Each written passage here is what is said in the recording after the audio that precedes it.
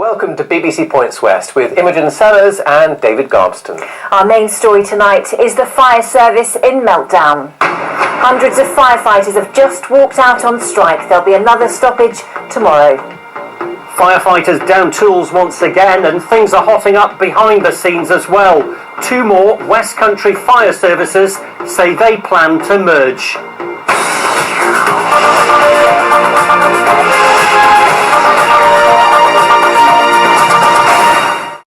Good evening. Hundreds of square miles of the West Country are without their normal fire cover tonight after another walkout by staff across the entire region. They went on strike at 6 o'clock and will stay out for 4 hours.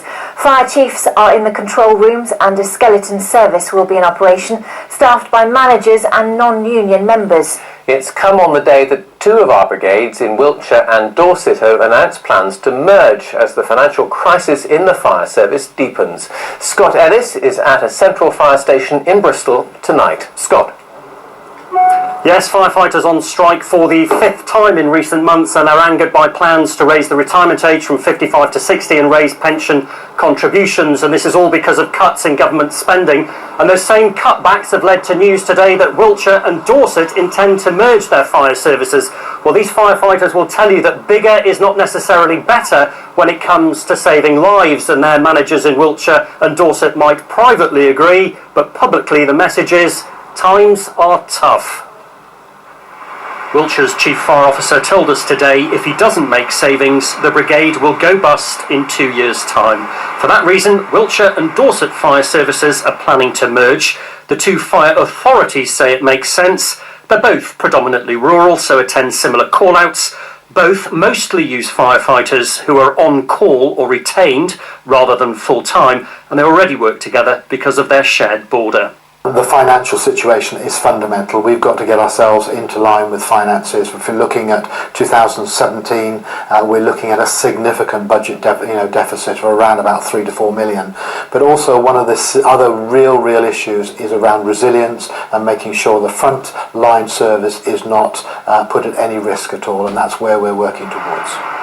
The Joint Fire Service would become the fourth biggest in the UK, saving money by sharing a control centre based in Devizes and reducing backroom staff.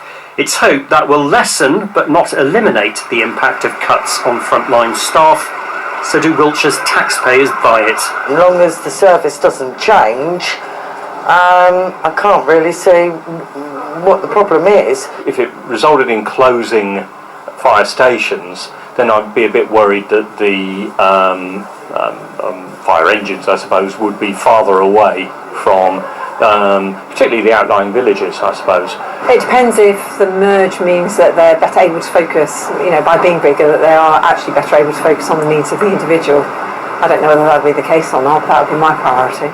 Unions say mergers don't solve the underlying funding issues, citing the example of the 2007 merger of Devon and Somerset fire brigades. The FBU says 1 in 5 frontline staff still face losing their jobs. Managers say it has been a success and cuts would have been far worse without a merger. As for Wiltshire and Dorset, they may keep separate identities after the merger. Otherwise, one naming option is the Wessex Fire and Rescue Service. Let's talk now to Sam McFarlane from the Fire Brigades Union. The chief there in Wiltshire is saying he's going to go bust in 2 years' time. He's got no choice but to merge. Can you understand he needs to make those efficiencies? It's certainly symptomatic of what is rapidly becoming a financial crisis in the Fire and Rescue Service. I mean, look around you. Tonight of all night, firefighters taking strike action in defence of their jobs and their pensions. But if that costs a bit more, if they want that, and the efficiency comes from merging, so you can't have it both ways. Merging is about selling off the family silver. When these two brigades come together, they're going to sell off assets and might survive for 2 or 3 years, but the cuts will always catch them up. Look, we've got an example of this. Devon and Somerset, though, they do say that they are in a stronger position now. Well, the reality is this. Devon and Somerset Fire and Rescue Service have recently put in place the most massive cuts we've seen in the South West. 150 frontline firefighter jobs cut. Cuts will always catch up with you. Look, the reality is this. This will happen to the public. We have a situation with something at Taunton Fire Station where once there was 2 hold-time pumps, now there's 1. That's the station that responded to the M5 disaster. These cuts will catch up and they will have an impact on public safety. Sam McFarlane, thank you very much indeed. The strike ends at 10 o'clock tonight. There is another, though, between 6 and 10 o'clock tomorrow night. Scott Ellis in Bristol, thank you.